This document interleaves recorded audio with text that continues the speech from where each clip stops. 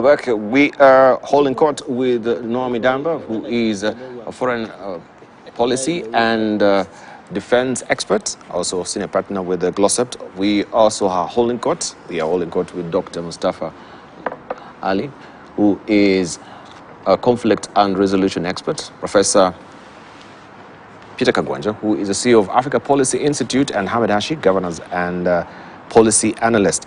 Naomi Damba, we are to wind up with you on the issue of African Union, and also just to thank the former Deputy Chair of African Union, Erastus Mwencher, as well, as we're winding up on that particular discussion for his contribution this morning. So, silencing of the guns, it seems now that is a pipe dream. It will not really come to fruition as it has been desired by the African Union. Briefly. Dubala, I don't think it's even worth talking about it because it's a wasteful thinking. The fundamental are not there. If you look at gross national product, Dubala, of African states, some African states like Kenya is doing fairly well compared with the rest. But if you look at per capita income, then we're talking about only a few people at the top that creaming and feeling good about the thing. 70% of Africa youth, they're suffering. They're far away from that wasteful thinking, from being part of that government. And therefore, unless people, for instance, people in America, there is a huge middle class in America. So more people have stake for the government. They committed to the government. It is very difficult for you to go and overthrow American government. It's very easy to do that in Africa. And therefore, unless we think about a governance and a commitment to feed our people, a redistribution of societal goods, development of our own institution, which we committed to, we are not going to get there, silence the gun. Because the man with the gun knows that this is the only way they can get their way. And so Africa is open literally, for a new cycle of serious violence, unless people begin to take institutions very serious. Thank you. Our Africa, Our Future is the hashtag that is being used, and activities to mark the historical moment will be commemorated all over the African continent by the 55 members countries of AU. All AU member states are expected, among other things, to showcase major successes, milestones, challenges, and way forward under Agenda 2063. Of course, we shall be analyzing that next week, just looking at the celebrations that will be unveiled tomorrow, that is May the 25th, which also marks the Africa Day. Now, Russian President Vladimir Putin's planned visit to the August summit of the BRICS countries, Brazil, Russia, India, China, and South Africa, has thrown the host country into a quandary. Most experts say the South African government is obliged to enforce ICC arrest warrants on its territory since it signed the court's treaty. The Rome Statute and incorporated it into domestic law. And the court ruling in South Africa and at the ICC Appeals Chamber have reached the same conclusion. So which way for South Africa on this particular note that we know Vladimir Putin is a wanted man? And I also will be giving you details regarding the prosecutor of ICC, also who has been listed by Russia as a wanted person. It's a long time since the president of Panama, Noriega, was surrounded by American troops in... I'm sorry, but can I just begin with Dr. Mustafa? Let me finish and then we'll go to him. It's already done. So now you'll forfeit your chance as well. Yeah. So it is a long time since Noriega was surrounded by American troops in Panama. And the culture of that cannot be applied to Mr. Putin.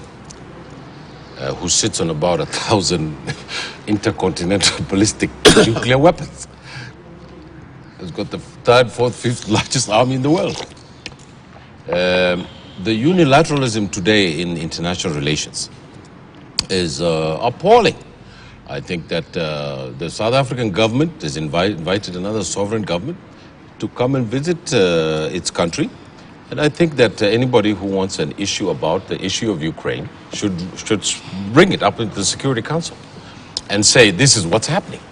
But to police the South African government, as the US ambassador did the other day, and to discipline that state to such a level of, I would use the word disgust. You don't use that word in diplomacy, but I would use that word because it is just unforgivable, the kind of unilateralism that is going on. Second, we have to hold two different ideas in our head. One is that the illegal occupation of the Ukraine and the Russian war against Ukraine is illegal. It is absolutely against international law.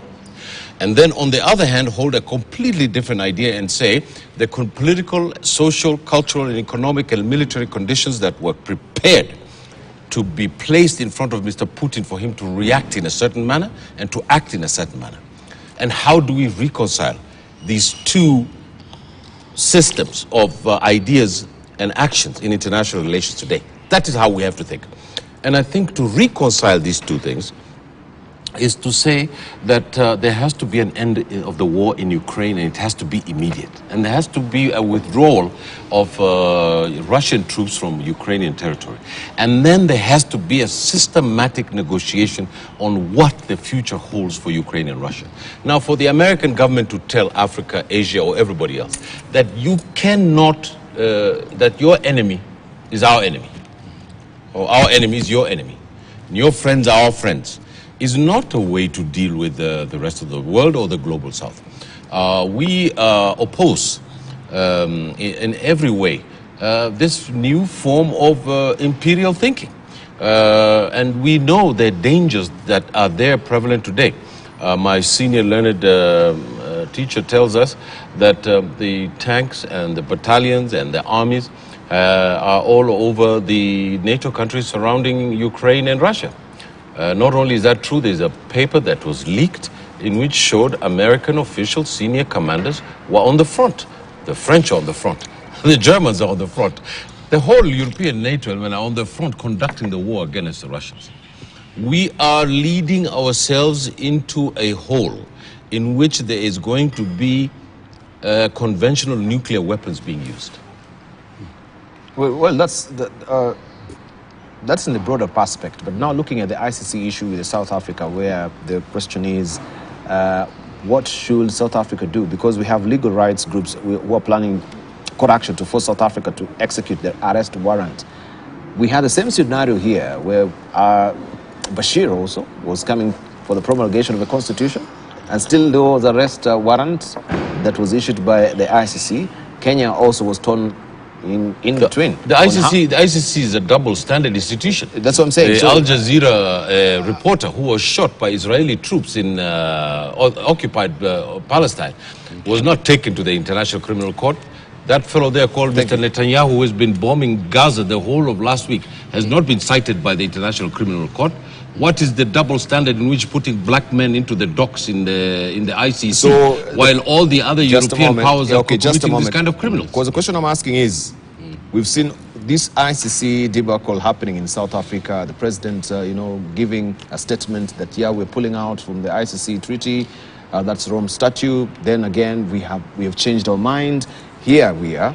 Legal groups now, they're coming to the fore. They're saying, let's move on full steam ahead to make sure that this is implemented because you signed to this Rome Statute. So should we be pulling away from ICC? We ourselves, as the countries who have ratified ICC Rome Statute? Yeah, Dibal, the first point I would like to make here is that ICC is a good idea. The creation of that court was a very good idea. And that court, if I recall, was created because there were leaders that were taking advantage of their position and were cannibalizing, killing their own people. and that there needed to be a court to account to where, you know, leaders are accountable to. And to that extent, ICC was an excellent idea. And I think ICC should still be, it just needs to do certain things in order for it to honor its existence. The problem here is that ICC has been politicized. Number two is that ICC has actually been seen as a court to persecute Africans and African leaders. And we actually see this clearly.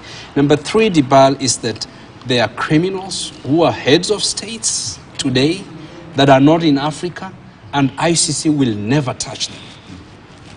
So why this duality, these double standards that Hashi is talking about? And this is why, you know, ICC cannot stand the test of its own creation if it's going to say such a person should be arrested and thrown into, or rather handed to ICC, and another head of state is not. And there are many of these. And it's for this reason that I think we have to take a few steps back and discuss the creation of ICC. If all states, including the powerful states, are not going to be members of ICC, then there is no need to have ICC. If states can just say that you cannot arrest a senior person from their country because they are not members of ICC, yet they have overseen horrendous human rights abuses and killings, then there is no need to have ICC. So collectively, ICC should be an umbrella should of be an umbrella, yeah. global state And that it we should, have. it should not be selective. In this case, I think ICC is selective. And having said this, Russia, committed flagrant violation of international law, invaded a country, undermined its sovereignty. It should not have done that. It should withdraw its forces from Ukraine. And the last point I want to make here, Dibal, is Professor Gagonyo spoke earlier of Third World War, we being on the Third World. Europe has to also do some introspection. The First World War was started in Europe.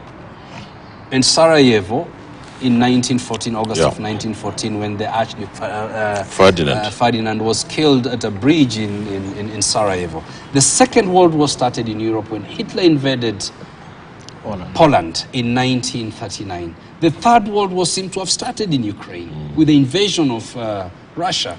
And so all these are wars that killed, millions upon millions of people. And Europe has to do some introspection about why is it that major wars seems to be starting in Europe. Good question. Okay.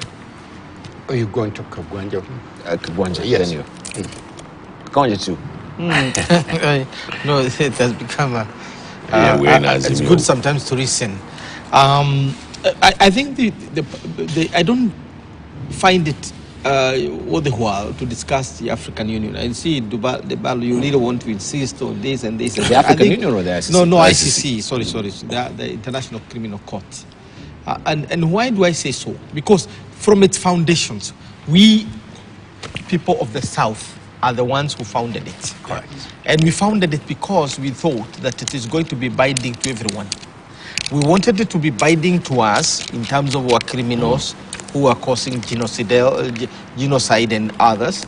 But we also thought it is going to deal with issues of Israel, Palestine. It was going to deal with issues of Eastern Europe. Remember that time Eastern Europe was in war. The former Yugoslavia was at war, and so on. But then all of a sudden we found America literally pointed the gun at everyone to exempt it from Article 98 of the Rome Statutes. And finally, when that could not happen, America did not join the ICC. India did not join, China did not sign, Russia did not sign, and therefore it became a third world court. Or rather, a court that only deals with the third world and the weaker countries of the world. And therefore, it's not, to me, an international criminal court. It is a court that deals with the subjects and does not deal with the citizens. The citizens of the world are the big powers. We are simply, the wretched of the earth. Inhabitants. We are wananchi na waranchi. Wenye nchi. Sasa wenye nchi are not in ICC. Now, that said, I think we need to have a better reflection on what is happening in Eastern Europe now, and this is generally Europe. from the look of it, and if you listen to the news other than the mainstream news, which have become part and parcel of this war, we are in, you can declare openly that we are in a third world war, but in that world war at a low intensity level. Now, if you listen to the speech that was made by the German foreign minister in the European Union, she said as much. The Chancellor of Germany. Germany is actually leading this onslaught. Leopard's tanks are already there, rolling in. The Americans, the Abrahams are there. And the technology is so sophisticated that only Americans will man those tanks. Only the Germans will man those tanks. So we are already there. And the war is meant to be on two fronts. One is Europe, the other one is Pacific. In the Pacific, already you can begin here the war drums are being torn, are being beaten regarding how I mean, what do you call it, Taiwan? Yeah, the war drums on Taiwan are on. That Taiwan and China, mainland China, will be incited, and therefore the war will be in Taiwan, but it will be targeting mainland. But what is the purpose? The purpose is basically to slow down the so-called the axis of authoritarianism versus the free world. Something we are familiar with during the Cold War, and something that does make sense to me, because every world is free in its own way, and it is in a chain in its own way. So we have our chains and we have our freedoms across the world. Where should Africa be in this? And this is where the issue of South Africa is coming in. Indeed. The issue is Africa should choose its friends. That's one. And Africa can choose not to be embroiled in this mess. Correct. And I think this is what Africa is choosing. We don't want to be embroiled in this mess. We don't support Russian invasion of Ukraine. Correct. That's very clear on the continent. But we don't also support NATO's invasion of Ukraine. Well You said. see, yes. Well put. Yeah, in both cases, we have two problems here. Well said. NATO's invasion of Ukraine and Russia's invasion of Ukraine. There is no better invasion than the other. So that's where Africa is. Want to hear Noah now? Go ahead, Noah. At the ball, I begin my class and end with the idea that Putin, Xi Jinping, and also Joe Biden does not wake up in the morning and go to sleep thinking about African kid that has not eaten, for 5 days. And that message needs to resonate across all of Africa, across all political system in Africa. We're going to stand for the continent of Africa and for the interest of Africa. And everything we do must respect that, because that's what America do, that's what Europe do, that's what Russia do. And so we should not mix blood too. There are very clear legal or UN issues here. Number one, Russia invaded Ukraine, and Kenya stood there and clearly stated that it's wrong. Most Africans were sitting on the side. Now, once that is done, then we have to come back to Africa and say what is our priority in this continent and who is our friend in this continent. And so I think that ICC, like Mustafa said, was started with the right premise, okay? Because they're really, really bad leaders around this world. But we have seen picking and choosing. And when you pick and choose, then the whole institution loses its credibility.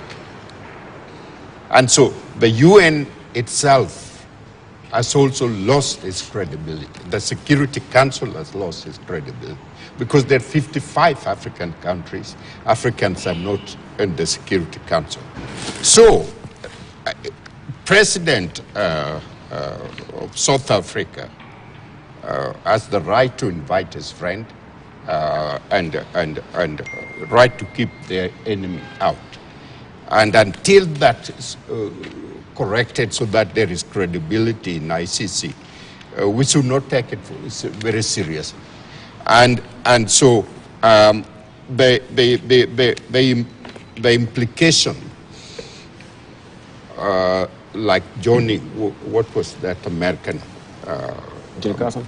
Johnny Carson. Choices. John Carson. Okay? So when you make a choice, you know exactly what will happen to you and to your country. South Africa is facing some very, very hard time. Thank you. And like Valola, who is an ANC member, said the country is facing a failed state. I had a week ago with a serious discussion with a prominent white South African who believe that there is a movement within South Africa for white people to succeed, take one corner of South Africa and say, this is our land, and we are not part of the bigger South Africa. It may happen. Who knows? And so the war, let me finish with this. The war which is going to be fought, I can guarantee that there's not going to be thermonuclear war between Russia and the United States, between China and United States. But there's going to be some real serious proxy war that will be fought in Africa. And it is us, the African, who will allow that to happen. Thank you. Right, even as we're winding up on that, just also to prime us that the prosecutor of ICC is a wanted person and the member of an international criminal court. They are deeply worried by Russia's decision to place a court prosecutor and several judges on a wanted list. It says that the ICC British prosecutor Karim Khan has been added to the Russian Interior Ministry's wanted list. State-owned agency, that is TASS, reported this on Friday, citing the ministry's database. The presidency of the Assembly of State Parties to the ICC, the court's management oversight body, said in a statement, quote-unquote, it regrets this act of intimidation and unacceptable attempts to undermine the mandate of the International Criminal Court to investigate sanctions and prevent the commission of the gravest international crimes. The Hague-based ICC issued a warrant for President Vladimir Putin in March, accusing him of war crime of illegally deporting, I should say, children from Ukraine. It said there were reasonable grounds to believe Putin and Russia Child Rights Commissioner Maria Lvova-Belova bore individual criminal responsibility. All right, we wind up on that, unless you want to comment on this person of interest. Well, I remember one day he called me. Who called you? This young man who's a prosecutor now. Karim Khan? Yes, Karim Khan. And he had called me because someone in the ICC was claiming that he was the director of communications and spokesman for Mr. Odinga. That was my job in the past life. And he called me and he told me, you know, that he wanted me to testify in The Hague. And I thought that it was a great thing that I was going to go and testify in The Hague. I was very young. I thought I was going to get a lot of media attention. It was a very foolish thing to think at that time. But fortunately, my late wife, who's a smarter man, a much smarter woman than me, looked at me and told me, tell him to call the party leaders who employed you. You are not going to go to The Hague. So he's a fine lawyer, and I'm sure that he has played the devil's advocate. He has been the one who's been defending he defended William Ruto and Uhuru Kenyatta.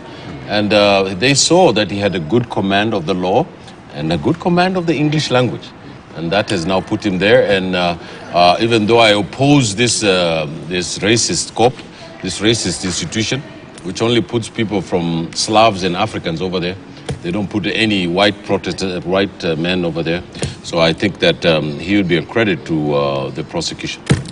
All right, guys, let's go to the football field right now, and where it's becoming very controversial because of Spanish prosecutors opened an investigation or investigation over racist chants held at terrible. Real Madrid's Brazilian forward, Vinicius Junior. Look at There that. is during the club's match on Sunday, as the head of Spain's Football Federation, if we just have the right pictures, admitted the country had a problem with racism. He said the prosecutor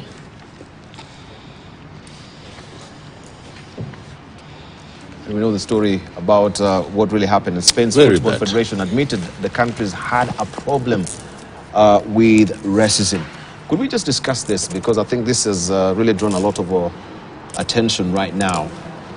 And we have La Liga admitting that there's a big problem when it comes to racism that is ongoing within the football fraternity. How does it also affect the sports economy?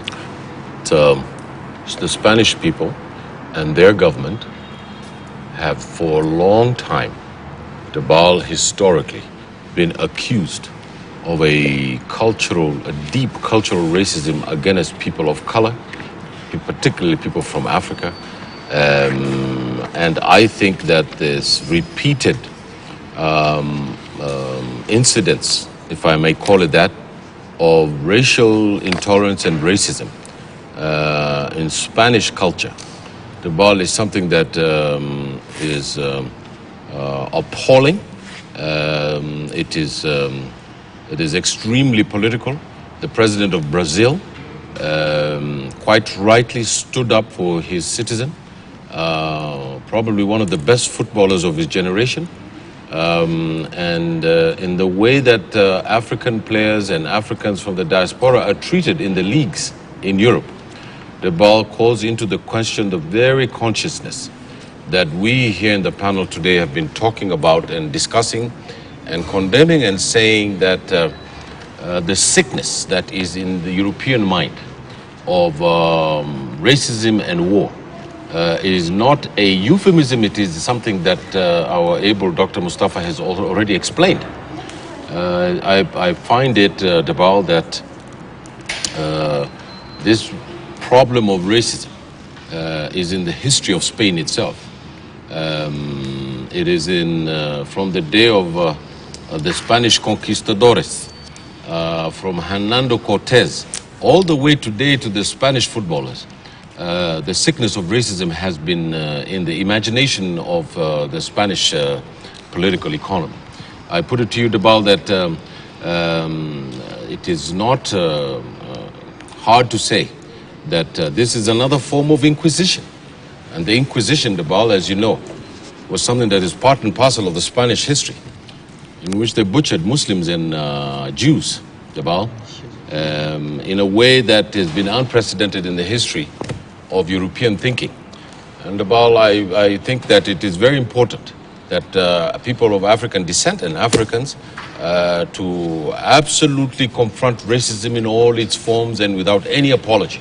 Because, Debal, I think that it is not enough for people to just keep clinging on Martin Luther King's speech that there has been to the mountaintop and I have seen the promised land. I think that we need to go to our promised land, and our promised land is right here where we're talking, to develop our economies, to develop our football teams, to develop our country, to develop our economies, and to develop in a way that makes people like the Spanish culture to come and apologize to on these issues that they have been done. I am really appalled, and I feel very strongly for that young man who has been treated like this.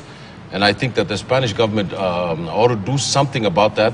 And the most important thing is that for the Brazilian government and all the other players to stop playing in Spain, to stop playing in that league, to get out of it until the government and the people of Spain start doing something about racism in their society. So this, he had raised issues with racism before, and he says in a statement that what is missing to criminalize, he's asking, what is missing to criminalize these people and punish the clubs sportively? Why don't the sponsors charge La Liga? Don't the televisions bother to broadcast this barbarity every weekend? He wondered.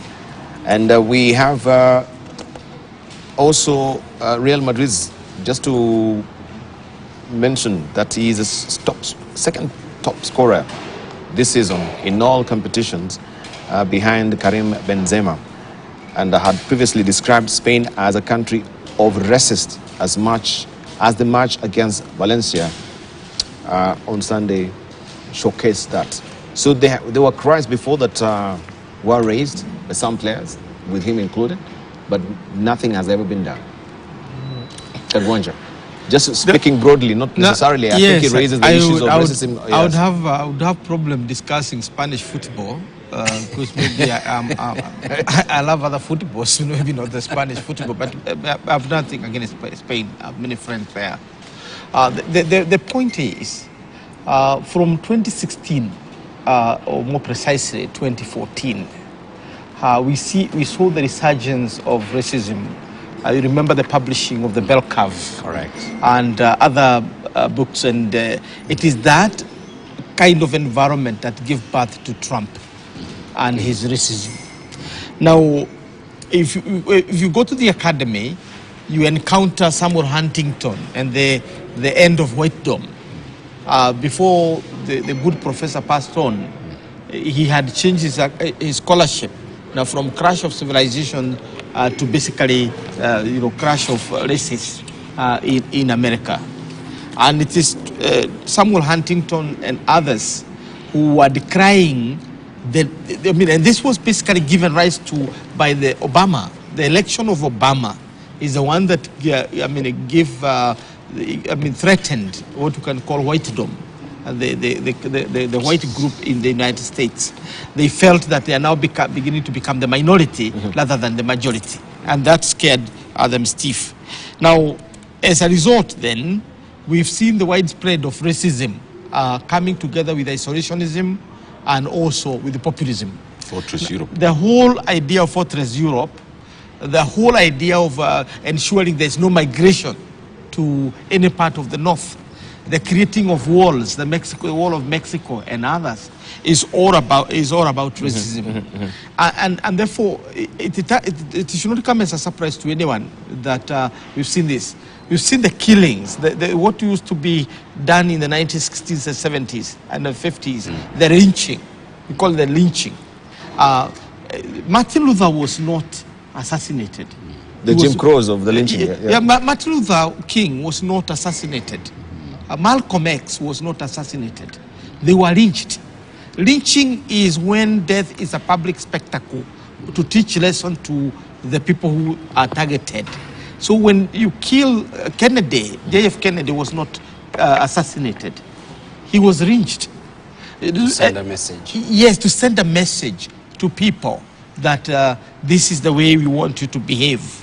And the French scholar Michel Foucault has talked in Discipline and Punish, has talked extensively about the use of violence, whether it's verbal violence or physical violence, basically to send a message.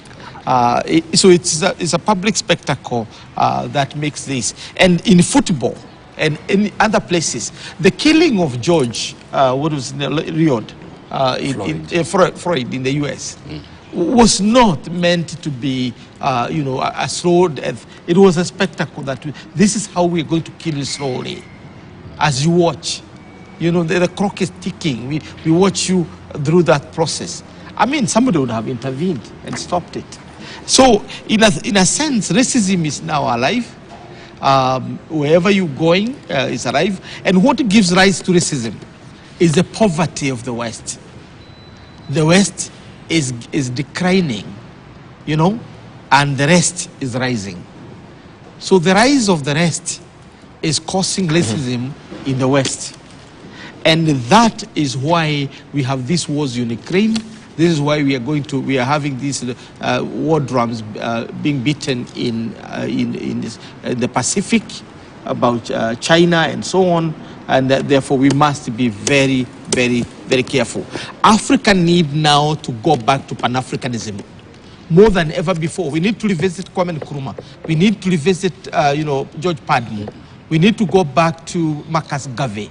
We need to retrace our steps to our founding fathers, because that is our only security. Because there's no other. Our numbers, our resources, and our power is what is going to protect us from racism. And we cannot go preaching. You don't preach to racists. They will lynch you. They will continue to lynch you. True. Because that's how they derive their pressure. Thank you.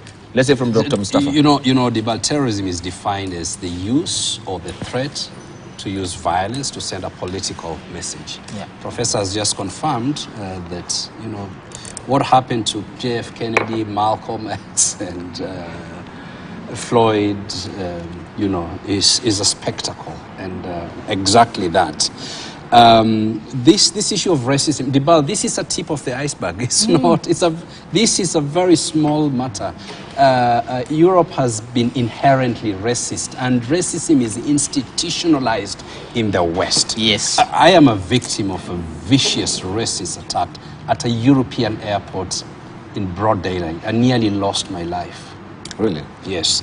I don't want to go into that. You're not lynched, were you? No, I was not lynched, but I'm a victim. It was almost there. Yeah, but listen, Dibal, this, Europe has not apologized for the horrendous, appalling, disgusting ways that it treated Africa and Africans, the colonialism, slavery, and all that, and not just Europe. The entire world.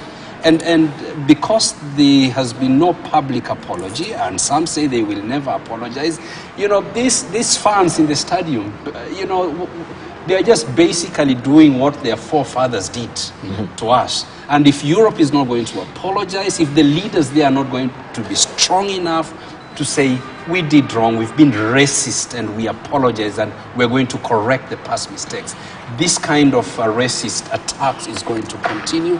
The young people, the football fans, are going to still abuse and commit these disgusting, appalling, sickening attacks on African players and those Africans that are living in the West. You did. Briefly, Well, Peter is talking about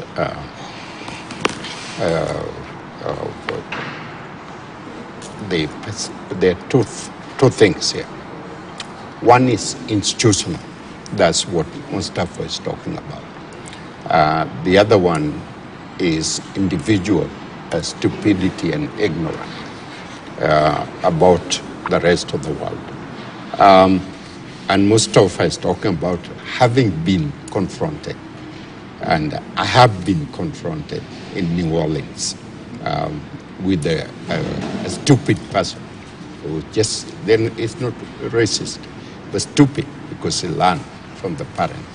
And I'm glad I committed myself and time over a period to turn him around. The ball had been at Nanjing City in China, where a lady came to touch my tail.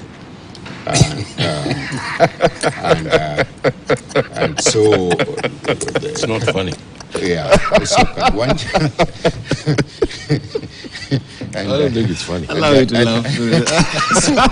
So you guys can laugh, but the lady was very excited to touch and Really see crazy. what tails I have. Which day?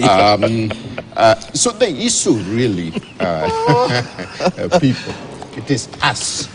It comes down to us. What is perception of the black person? Kagwanja is talking about Pan-Africanism. Yes, there was a time that the black in South America, black in North America, black in Caribbean, black in Africa were joining together to create Pan-Africanism. We dropped. So any black with any tinted color is inferior, even to a very ignorant person who is on the street. And when it is institutionalized, it's deadly. Because when Black Lives Matters come, then everybody else retrieve and everything is good. And then they relax, and then you hear Madrid and tomorrow something else. It's perception of who we are. And it is us that's going to turn this thing around. Thank you. A quick example on that. I went for a fellowship to one European country, and I was invited for lunch by a British. Then the other one was not British, and I overheard them fighting after that.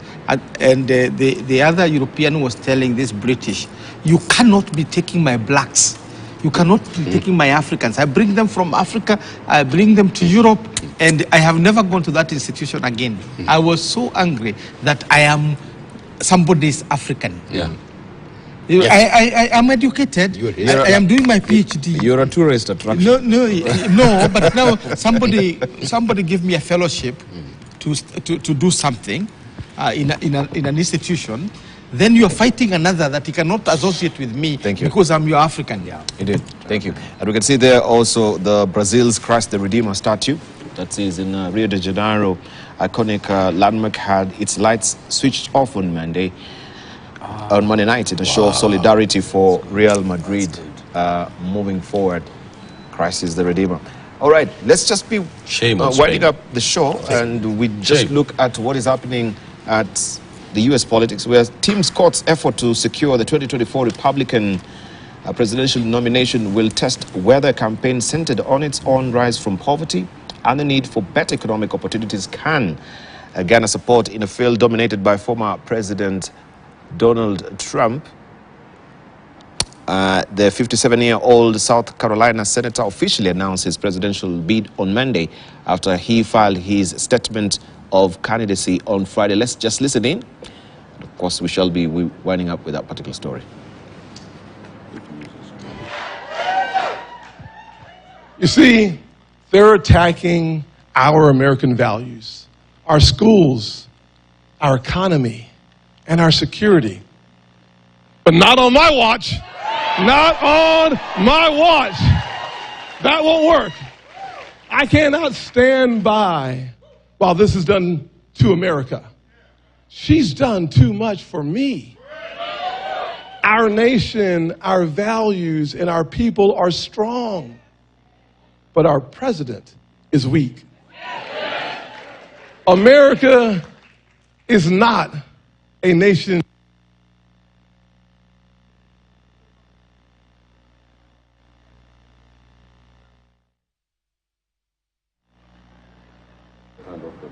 Actually, it was his mic, not ours. So let's. It was his mic. God was telling him that please be quiet, son, because there's. He says America is not a racist country. It's only U.S. The black U.S.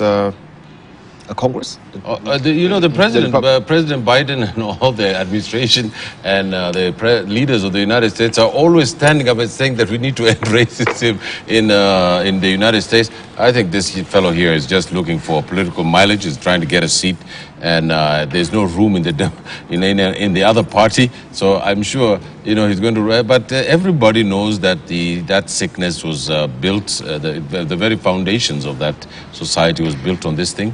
And Debol, I think that the kind of reactionary conservatism practiced by Gumbo there from South Carolina. What state is he from? I think he's from the South somewhere. I think that that's just appalling. All right, so he's the only black Republican in the U.S. Senate.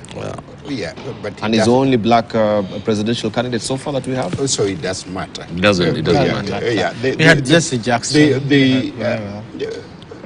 Tim Scott is testing the water.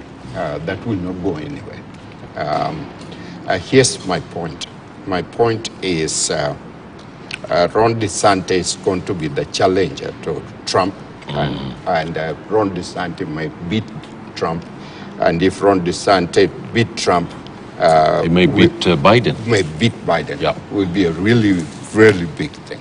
And so the point is, Barack Obama used emotional, intelligent words that gravitate with the people. Yes, you can. And he was talking about racism in a very high level. And he was able to cultivate the youth and white women and got the whole country moving toward a better world. Winston Churchill used blood, toil, tears, and sweat to move the country during a war period of time. Not this kind of thing, faith in American tour. What is that? Faith in America tour. But it's this is faith in America. Yes. That is his running mantra. So briefly, what is that? Dr. Mustafa, as we're winding up as well. Just Again, briefly. like I said earlier, racism is institutionalized. It is institutionalized in Europe, it's institutionalized in the United States of America, and we see other isms coming up and complicating even the racism, Islamophobic behavior, and other isms, which they have to go back to the root of the problem, and that is hatred. If they're not going to find it within their hearts to heal that, it's not going to work. Right, thank you. Kagwanja, briefly. Racism is not only institutionalized in the US, because institutionalization means it's a program. This is in the bones of Western civilization. The concept of manifest destiny, which is epitomized by Lady Columbia, who is in the lady in New York. That's Lady Columbia. And everything, even the capital city, the District of Columbia, and everything Columbia is celebrating that lady, mythical lady, who is supposed to be the symbol or the soul of America and the West. And it is idea that everybody else is inferior. Everybody else must be trodden upon, and that they have something to teach. They are something called the light on the hill. You know, and therefore it's about us versus them, where us are more superior and them are inferior. I want to condemn in the strongest, these are my last comments, the strongest terms, members of parliament from northern Kenya, the Somali MPs, who attended a secessionist celebration of Somaliland here in Nairobi. Are they calling for the secessionism of northern Kenya? I think we have to oppose secessionism in all its forms.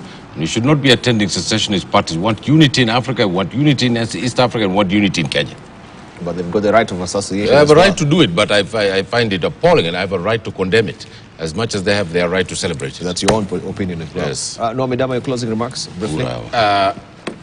One great lady in America, Eleanor Roosevelt, said three things that really need to resonate with everyone. Can we just take one, because we're winding up? No, they're all combined. Okay. One is they all roll into one. great minds discuss ideas. Average mind discuss events. And small mind discuss people. That's it. Thank you. Very good. Dr. Mustafa, your closing remarks. Yeah, I just want to say on 30th, I think there will be a confirmation. There is a nomination of a new intelligence chief in this country. And this person comes from a minority. And there appears to be a lynch mob that is being put out there to really bring down a person who will now never speak and defend himself in public. I think this has to stop. And you're looking at a Kenyan, it doesn't matter where he comes from, who is being nominated by the president. And such nominations don't just happen just like that. There must have been due diligence that has been done extensively for such kind of a nomination to be done. You must underline, he's not just a minority. Yeah. He comes from Abdallah clan, which is the single clan in northern Kenya that fought, sacrificed his blood for this nation. If there is any Kenyan you would identify, it's Abdallah. Yeah. So let Nurdin be. I think the confirmation is going to be done, and I think people need to be more sensitive about this institution. Thank you. Thank you very much. And of course, running by you as well are the latest edition of the international magazines as well. I want to thank our panelists this morning, Professor Thank you, and welcome back, Debal. Who is a partner with the Glossop, of course, in Glossop institution. Yes. We want to thank you, foreign policy and defense expert, Professor Peter Kagwanja, CEO, Africa Policy Institute. Thank you and welcome back. You didn't bring anything from China, even the rice from China. The Wu-Tang clan. Dr. Mustafa. I came with Chinese language. Ni hao. Ni hao. Ni hao. You didn't bring some rice from They didn't China. look for your. They didn't touch your tail. They didn't look for your tail. Nobody has ever looked for a tail from me in China. Thank you very much for your valued company, guys. We appreciate it. Thank you, Debal. Newsweek. True love, Thank you.